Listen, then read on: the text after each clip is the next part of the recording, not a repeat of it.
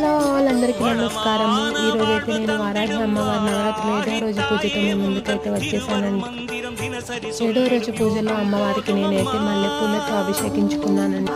అష్టోత్తరం చదువుకొని అలాగే అమ్మవారికి ఎంతో ఇష్టమైన ధూపాన్ని అయితే చూపించేశాను.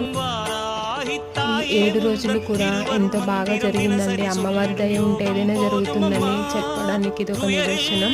నేను ఫస్ట్ టైం నవరాత్రులు చేస్తున్నాను, కానీ నాకు ఆ ఫీలింగ్ ఎక్కడ కలగలేదు, భయం కూడా అనిపించలేదండి. అండ్ అలాగే అమ్మవారికి 7వ రోజు నైవేద్యంగా నేనైతే అమ్మవారికి ఎంతో ఇష్టమైన దానిమ్మ గింజలు, బెల్లం పానకం రెగ్యులర్గా సమర్పించుకున్నాను. అలాగే ఉడకబెట్టిన శనగలు కూడా అమ్మవారికి సమర్పించుకున్నాను, తాంబూలం సమర్పించుకున్నానండి. చూడండి ఈరోజు అమ్మవారి అలంకారం. Thank you for watching.